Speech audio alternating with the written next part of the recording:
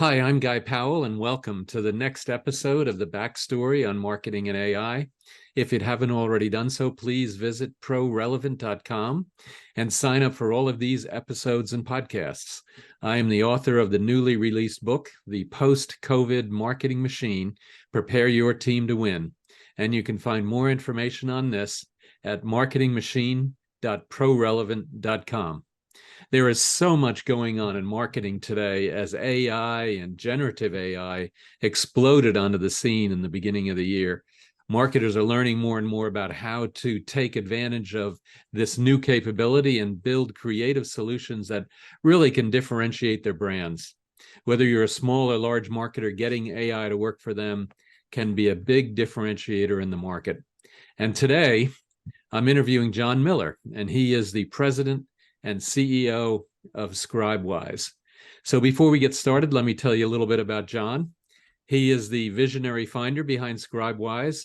Scribewise is a content marketing agency dedicated to helping B2B firms grow. With a skilled team of writers, designers, and strategists, John is on a mission to make B2B marketing better.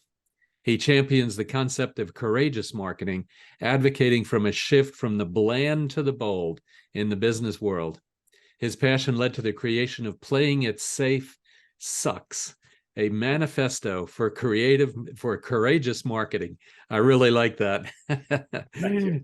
John and his company help mid-sized B2B firms reshape their growth strategies with a trust-based relationships, all while proudly remaining SEO cynical. Welcome, John. It's so good to have you. Thanks a million. It's great to be with you today. Yeah, absolutely. So tell us your backstory in marketing and how you got your career going in marketing. Yeah, by mistake, it's accidental tourist here. I worked in broadcasting for 12 years full-time, in news and sports, so just journalism, really. If you can call broadcast anything in broadcasting journalism, I don't know if we can actually do that, but so I worked in that business, and my dream, Guy, before we came on and started recording, we were talking a little bit about football. My dream was to be an NFL play-by-play announcer, and I was pretty good at it. And by the time I was like 33, I realized, there's about 12 of those jobs in the world. Remember, I can be a little bit slow. So I just wasn't getting where I wanted to go, and it was frustrating, and it's a hard life, and you don't make much money, and I was working till midnight, and so I got out of it, and I got into public relations, and then it's just kind of segued into what has become Scribewise. So back around 2010, I saw that they were calling it owned media then, which is still a phrase. No one really used the term content marketing. It was just starting to bubble up. But the idea of creating, in my mind, journalistic content, kind of reporting on your industry, you were seeing businesses start to do that. And I thought that's the future. And I started Scribewise because I thought companies would have an extremely hard time creating the content they needed. So that was partially right. And they have figured it out as time has gone by. So but we were kind of writers in a room at that point. And we've really expanded our offering as time has gone on to be much more strategic, to get into branding and a lot more design, because all of those things obviously play together. And so that's where we are today. I have a love-hate relationship with the term content marketing. Comes with some baggage, but that's what people would refer to us as. Yeah, well, I like content marketing. That's for sure. So how big is Scribewise? Tell us maybe a little bit more about that. What's your website and URL and good things like that? Yeah, we're you would call us a boutique agency. There's 10 of us. We really don't use freelancers for anything. So a lot of times I know agencies will use freelance writers. We work very hard to hire people who are really good writers, who are intellectually curious, who get jazzed about learning and telling stories about complex industries. And I think we've done a very good job of hiring people who fit that mold. we have a couple of designers, and everybody has a strategic bent as well. So, so we're helping our clients figure out their story, set their strategy, and then connect that story and the stories that fall from it to the audience. So we're channel agnostic. We don't say you just do these two things to every client. It's all very customized to make sure that we're having the conversations that build trust where our clients' customers are gathering, if that makes sense. Our URL, scribewise.com. Yeah, fantastic. Thank you. And it's fascinating when you have your own staff, and and you always think about, well, should I do this with a freelancer or your own staff? But to your point, it's that need to have folks that are intellectually curious is absolutely critical.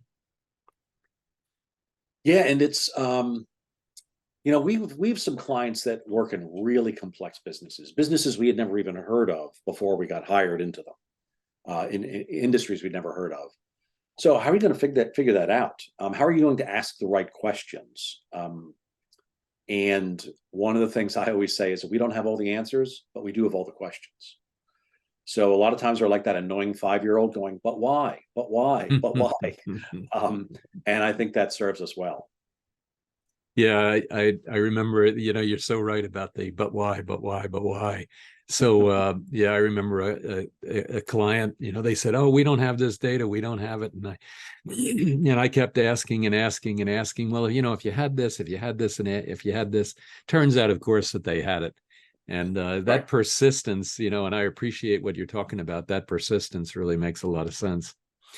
So you've written a new book, Playing It Safe Sucks: The Need for Marketers to Be More Courageous at Work. I remember when I wrote my first book, there was another book that came out and it called Your Marketing Sucks. And I said, that is such a good title. And so I really like the title that you've got. I think it's really good. So tell us a little bit about your new book. Sure, thank you. It came out of the idea came about a year and a half ago. We were when everybody started talking about recession. And we were like, well, how are we going to talk to clients and prospects about, because everybody in a recession or in uncertain times, they kind of turtle up and they say, well, let's just do nothing and wait for the smoke to clear. And think about it, Guy. If you were concerned about uncertain times, you might have done nothing for the last 6 or 7 years. All we've heard about for the last 6 or 7 years is uncertainty. That's the world. We can't just turn things off. So it started from that kernel. And then as you look around, you find a lot of Me Too type of content, a lot of follow the leader, a lot of trapping ourselves by saying we're following best practices, but not thinking about new ways to do things. And if we're not number one in our industry, but we try to do what the leader does, they will always be the leader. We will never catch them. And marketing's job is to make the company stand out. So, and yet all of us kind of hide in the trees, right? So it's the book, it's a short book, it's a rant, and it's an exhortation to let's make a difference. Let's not do wacky things and stupid things just to get attention. We don't want to undermine because I believe trust always happens before the sale. All of marketing to me should be about building trust. So you don't want to do wacky things that is going to get attention, but people say their marketing is hysterical, but I would never work with them. That's really not what we're looking to do. So we kind of come up, we identify 4 pillars in the book of courageous marketing.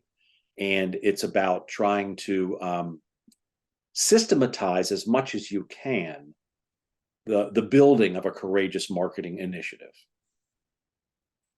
Yeah, interesting. And I think you're right. I think it is so easy to play it safe, and unfortunately, in some industries, it just seems like everybody's playing it safe, and and not trying to be bold. I really like the term bold. Let's be bold. But to your point, it's got to be valuable bold. It can't just be bold and weird and wacky. It's got to be bold in a way that really engenders trust, of course, and also then adds to the brand in some way. And you're right too. I think copying the leader in the category or the leader in the market is it's not going to get you there. You have to do a lot more than that. Yeah, and I think it's tempting to look at our media environment where hot takes rule, and everybody gets, inflamed when someone says something outrageous. But that person who's the commentator, that pundit who's saying these outrageous things, you might find them entertaining, but do you trust what they're saying? Do you consider them a resource of facts? I think as we consume news, there's such pressure on journalists, and I don't need to make it about journalists, but there's such pressure on journalists and broadcasters to get attention. Mm. And the idea of credibility kind of goes out the window. And our marketing has to have credibility and trust go hand in hand. So let's be bold, but let's build that credibility. Yeah, absolutely. Absolutely. So you talk about as well how important it is to generate demand before lead gen. Tell us a little bit about that. Well, first off, people get the two terms mixed up all the time, right? They use them as synonyms, and they're not. Demand gen is about creating demand and really brand awareness, and the idea that there is a challenge that your audience is facing. Lead gen is when you finally convince them that, they're actually in the market. They've decided they want to solve this problem. They decided whatever they're doing isn't the right solution, whatever it might be. And to me, that's when that becomes a lead. And there is, I think, the inbound marketing machine the playbook that everybody's been running has put pressure in the wrong spots. Obviously, we all want leads which lead to revenue, right? That's the purpose of all of this. But marketing will often get budget for something new, whether it's marketing automation, whatever, they get budget to do something. And in order to do that, they say, we will get X number of leads over the next year. And then they get the budget and they start the project and they say, oh my gosh, we got to get all those leads. So we start calling things that are not leads. And then we hand them off to sales, and sales tries to connect with these leads. The leads want no part of it. Sales gets ticked off. They blame marketing. I blame marketing. I think we've done this to ourselves by rushing to call someone who downloaded an ebook a lead. Maybe they're just interested in the topic. It doesn't mean they want to talk to a salesperson. So let's focus on demand gen, which requires patience. Let's build that up, because we know that the people who have some indication, who join our community, our audience, are never going to make it to the bottom of the funnel. So let them just be here, because someday they might. And it's better if they have a high regard for your brand, as opposed to, we've all done this, right? In fact, I downloaded something, gave my email. Everybody's terrified to give their email now. I gave my email to get a piece of content that seemed interesting. It wasn't that interesting. And it was from another marketing agency. So I'm not their customer at all, but it seemed like a decent piece of content. It was it was actually around AI prompts. And I got 7 emails from them within the next week. Quick unsubscribe. Now I'm terrified to download anything from them. Is that the message you wanted to send? You were that aggressive in trying to call me a lead. It's like, just let me be. And I think that's what how most buyers feel. I Yeah. always, because I'm old, you go into the mall, you go into a clothing store. I don't know what he does these things anymore. And then the salesperson rushes over and says, can I help you? And you're like, no, man, I'm just looking. And that's how we act on the internet. So let people browse.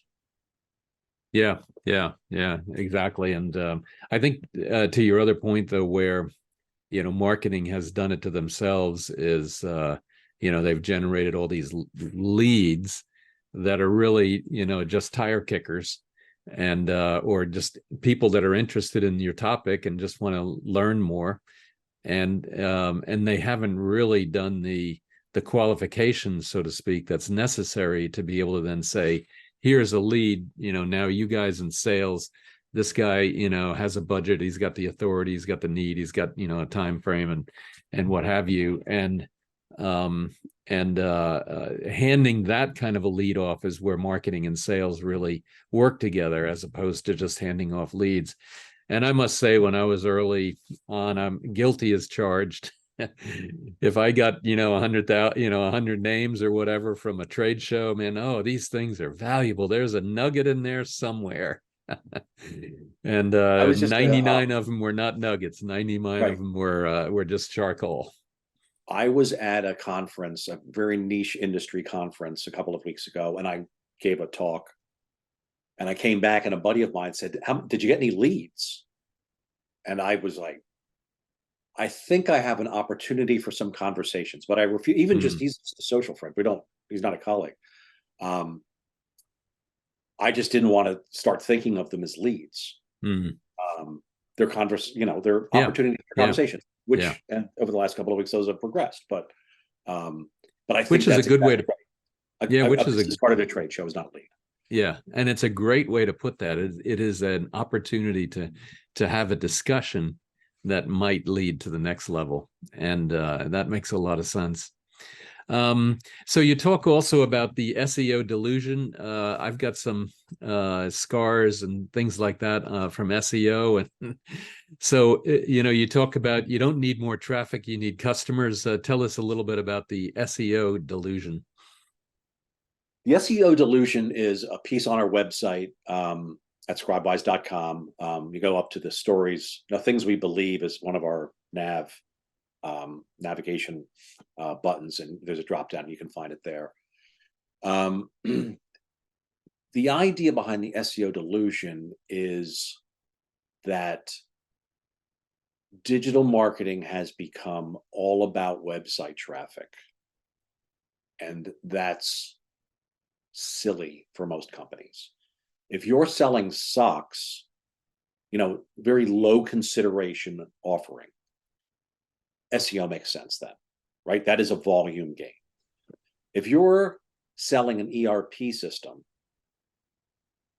having a bunch of people on your website really doesn't matter, right? That conversation is not happening only on your website.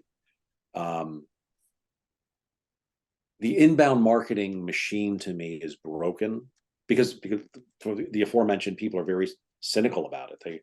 They're afraid to give their email to download something. That's kind of the main fulcrum of inbound marketing. And that plays into it. So we're driving 1 million people to our websites to try to get them to download something, to try to trick them into becoming a prospect or a lead or whatever. And the tail wags the dog on all of this. So we'll do anything to try to fool the Google algorithm to get people to our website.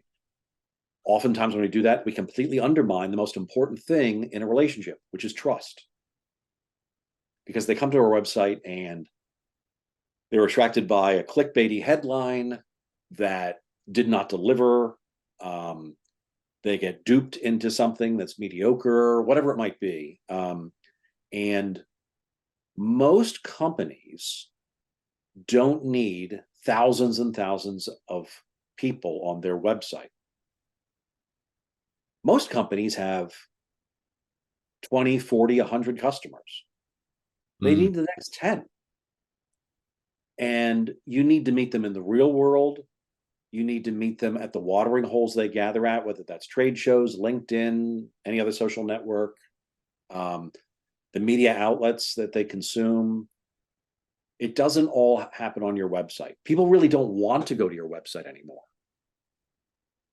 depending on the website, obviously, but they want to be, if I'm in LinkedIn and I'm looking at content and I'm there too much, but I'm consuming thought leadership content, I don't want to click to your website. I want to stay where I'm at. So you have to acknowledge that and give up the obsession with website traffic. Yeah. So where are you then meeting? Where are you or your customers really? Where are they then meeting those buyers? How do you get it to where you're actually in, I guess, face to face, or at least pretty close to face with those prospective buyers? In a B2B universe, it's mostly LinkedIn is a big part of that equation.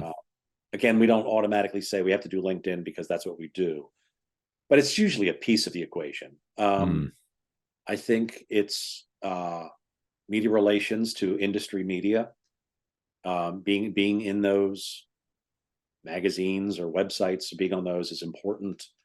Being in the discussions. It could be a Slack channel, a Slack channel for an industry. If that's where the discussion's happening, you need to be involved there. I do think that's a very ripe opportunity for B2B companies, is to create a Slack community that is not salesy, that is very thought leadership driven. The flip side of that is training people. You have to create new muscle memory for them. So that's hard. So that's a longer effort. But I think that is. I think Slack is very much kind of a safe space. So people are less likely to feel like they're going to get spammed if they're in a Slack community. It depends. I think I forget if I said trade shows, but trade shows. What's the content of the trade show that you have? Are you giving a talk?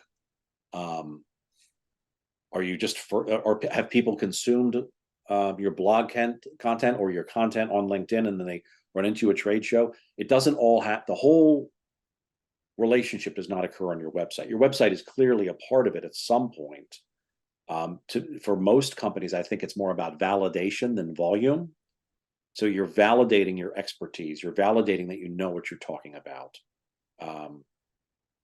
It's podcasts, right, guys? Yeah. Geez, that one out, man. Yeah. Yeah, that makes sense, especially in B2B, something that's high consideration. You're not going to find probably kind of the give and take and the back and forth that you need to get the answers that are very specific to what the issue that you're trying to solve in a high consideration B2B marketing space. I often, when I talk to consumer and B2B marketers, consumer marketers, they really don't understand how hard B2B marketing is. It's easily 10 times more challenging because you're dealing with a very well-informed consumer, because they've looked at all the competition, or at least they've looked at the top few competitors. And so they know exactly what the differences are, and then it is about the emotional tie as well as also that trust that needs to be built up. So yeah, it makes a lot of sense. Yeah, I always say socks, right? If you're selling socks, like, my risk factor in buying the wrong pair of socks is pretty low. I can recover. Yeah, you're not going to lose your job. And they have free returns. Yeah. If I'm committing $100,000, $1 million, $5 million, $50 million for some huge ERP system, I have a lot on the line. I cannot screw that up. This is not a decision I make over the weekend, right? So to your point, there's a million little questions that prospect has, and ideally you have a piece of content that answers, which could be a three sentence email, right? But you have a piece of content ready to go that answers that question, that makes them comfortable, that builds trust. Yeah. Yeah. And helps to educate. I think there's also the educational piece that plays a big role in something that's complex. Is why is those three sentences so important to the overall solution? I think you're absolutely right. You know, you talk about, and I don't know, you kind of mentioned it early on about, you know, you have to be bold in some respects, but you have to be bold in the right way. You talk about needing to be vibrant, not vanilla. Tell us a little bit about that and how that can really unlock B2B growth. I think it gets to having the confidence to not spew jargon, to speak plainly. It's because when we use, it's safer to use the bigger words that everybody else uses. Can you speak plainly? Can you speak kind of from your organization's heart? That's how you make that emotional connection. Even buying, you know, a technology platform, there's an emotional component to it. Even if it's like, if I screw this up, I'm going to lose my job, and that scares me. So how do we create the emotional connection that needs to happen? I think that's really the essence of breaking out of the box that everybody else is in. And it feels safe to be in that box because everybody else is in the box with us. But there's a great book that really inspired a lot of Playing It Safe Sucks called Return on Courage by a guy named Ryan Berman. And he has a statistic. His book came out in 2019, I think. And the statistic in there that blew my mind is that more than 50% of the companies that were in the Fortune 500 in the year 2000 did not exist by 2019. They were gone. Now, some merged and became something bigger, but a lot of them just disappeared. Those are the biggest companies we have. And they were, you know, they were on easy street. They were coasting. They were like, why would those companies take a chance, right? They were at the top. But playing it safe is the least safe thing you can do. Yeah. Yeah. Well, I have like they disappeared. Yeah. It's insane. Absolutely. I hate to go off track here, but I have a slight digression. I used to be a B2B marketer, and I was VP of marketing for this company. And the president, he was asked to give a speech at one of the trade shows, and I don't remember which one it was. And so, you know, I go there, and he's talking kind of off the cuff. And you talked about, you know, industry jargon, and now I had been in the industry for quite a while, so I was very comfortable with all of the jargon, and you know, and you know how it is. You kind of fall into a rut. You're in that box that you were talking about.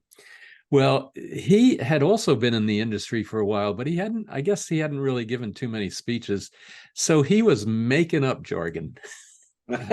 He was making up jargon. He'd call it well, you know, you got to be careful about the ABC and the QRM and the whatever. And I'm listening to this. What is he talking about?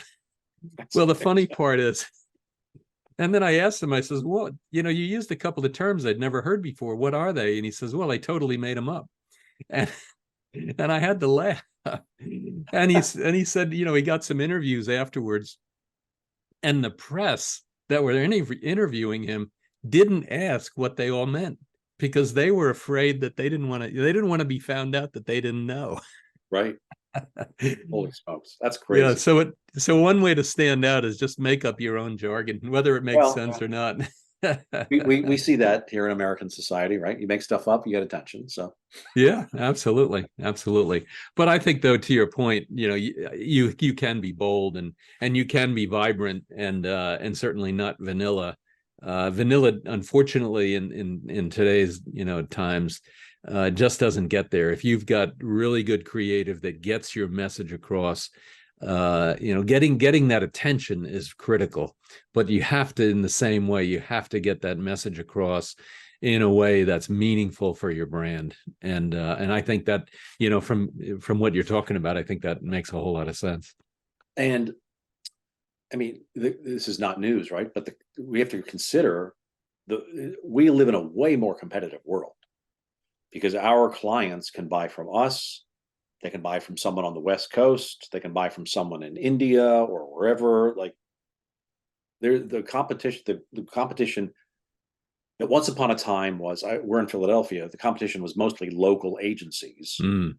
So you had 30 competitors or whatever it was. Now you have 30,000 competitors, maybe.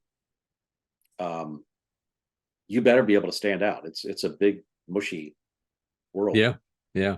Well, and in your space, providing content and written, you now have a huge new competitor with which is AI. Right. And so tell me a little bit about how AI, how you might be using it, how you might not be using it, how you see it in impacting your business.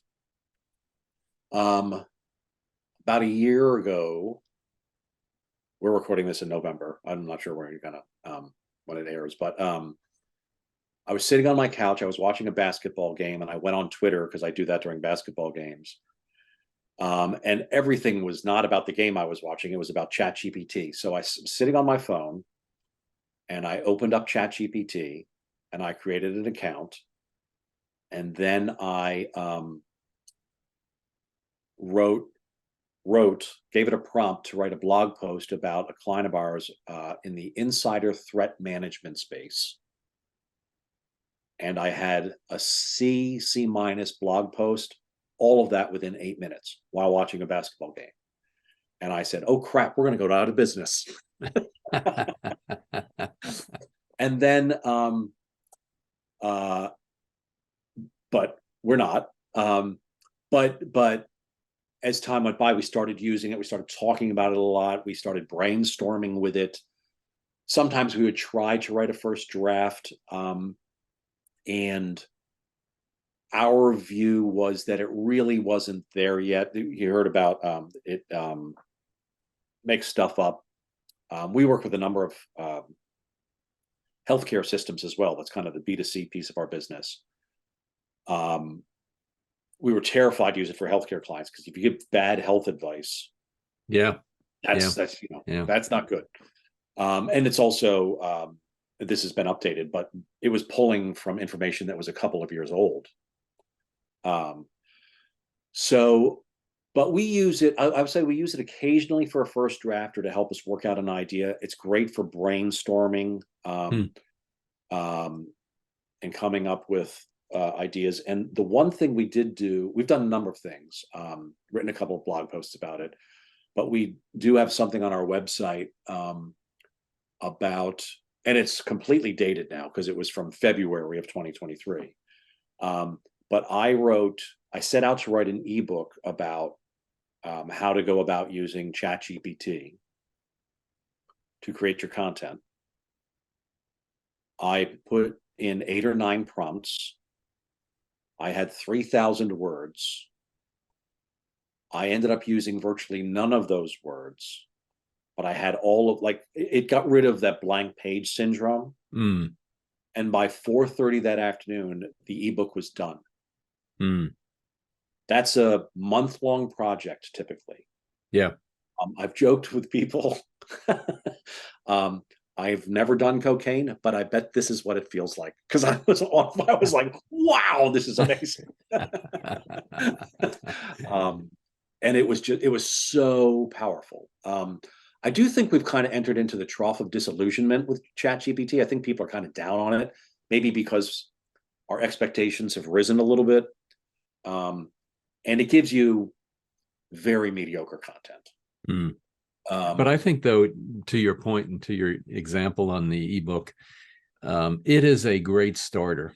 I think it really helps you to narrow down, what you're trying to write about, possibly give you at least a sample outline of what you're going to say. And then, it's up to you to, develop the content and really put some value with it. It's not clear to me exactly how it works, but it seems like in everything that I've read, it's really, when you put in a prompt, it's kind of saying, what is the next best word after the prompt? And then once you have that next best one, then what's the next best one? or the one that follows that, what's the next following word, what's the next best following word, and then it goes along like that. And so it's very dependent upon your prompt, and then it's also very dependent upon what it can find out there. And Yes. I don't think it's getting, like, if you were going to write a very technical paper, it's not getting behind the paywalls, I don't believe. And so if there are companies that have, really good high value content behind a paywall, it's not going to see that. And so you're not going to get that really detailed look, even though if it had access to it, it could, you could use that. And then I think it would probably be significantly better.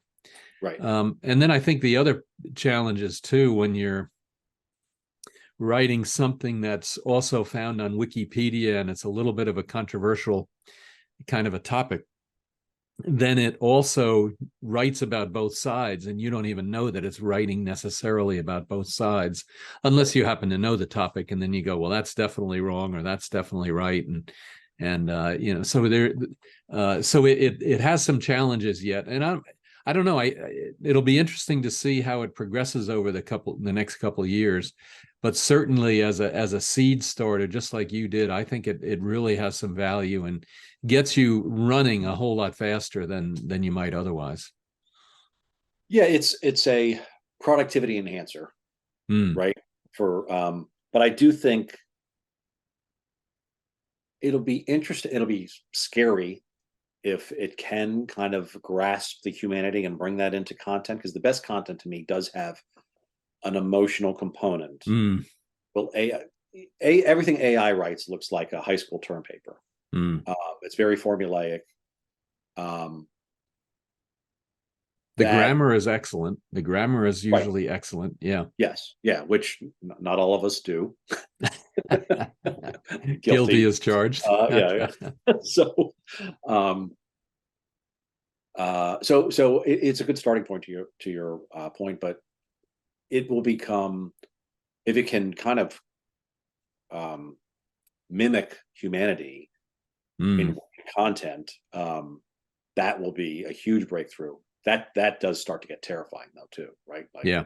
Yeah. it Yeah. becomes the Matrix or something. Yeah. Well, or it becomes the Star Trek Data when he gets the Right, emotion chip put in right. and So, um, the other thing that is interesting, and someone posted this on LinkedIn, I'm like, that's a very good point, is it cannot today get to the level of detail that a good writer who asks smart questions can get to. mm, mm, Um, Sometimes that's a personal experience. That's what makes content come to life often. And AI doesn't know those things today. yeah. Yeah. Yeah. But Yeah, it's absolutely. it's artificial intelligence. It learns. It will get better. Yeah. You have to And I figure it think, out. and to your point, that is the scary part. So one last question, and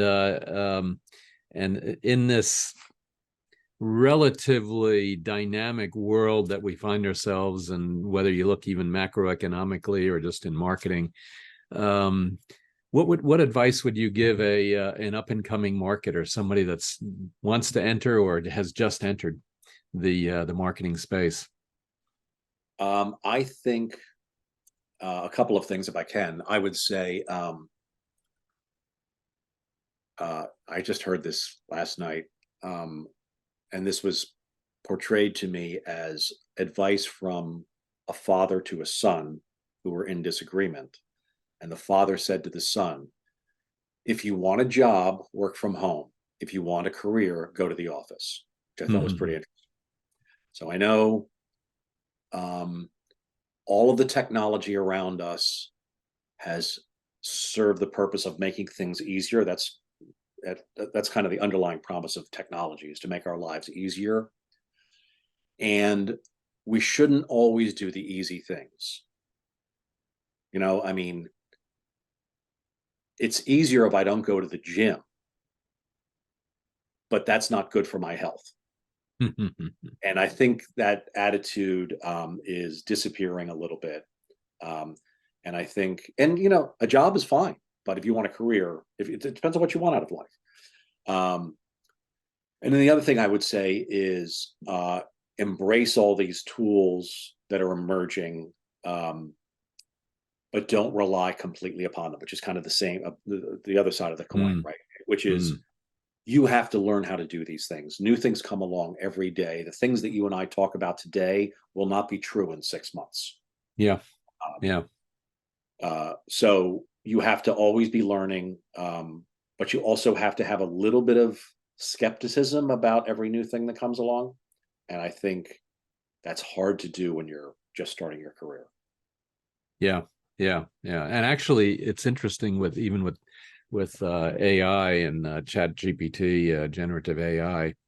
The new, and I don't know if it's a job yet or if it's a specialty yet, but the concept of prompt engineering and how to write the best prompts to get what you really want out of your AI is definitely is going to be very valuable, because I think if you, and it has to do, I think, with a little bit of that intellectual curiosity, as well as how can I write the right kind of prompt to really get what I want to get to, whether I'm going to use the result or not directly or indirectly as a seed for my own writing and my own content. But getting that prompt absolutely right is, I think there's some interesting new skills that we're all going to have to learn to really be able to take advantage of these new tools that are out there. I think that's right. I think, and higher education has gotten away a little bit from teaching people how to think, and we just teach them skills that we think they need. But if they know how to think, it's like teaching a man to fish type of thing. If they know how to think, if any of us know how to think, then we can figure out how to attack a problem. And that's the same type of thing. It's get really good at asking questions in different ways. Yeah. Yeah, absolutely.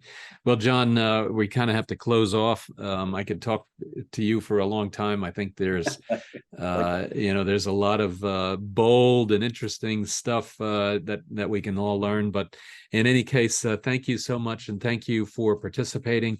And remind us once again, how can our followers reach you and learn more about you and your company? Yeah, the best thing to go is we'll create a page on our website specifically for your audience, Guy. So scribewise.com/backstory on marketing. And we'll have, that's the best way to get in touch with us and follow us and have a conversation. Yeah, absolutely. Well, this was a conversation, so maybe at some point here we'll be doing business together. You never know. That's great. Absolutely. Well, so to my audience, John, thank you so much. But to my audience, please stay tuned for many other videos in this series of the backstory on marketing and AI. And please visit marketingmachine.prorelevant.com to download the first chapter of my book and other excerpts. John, thank you so much. Really appreciate it. Thanks, Guy. Great talking to you. You too.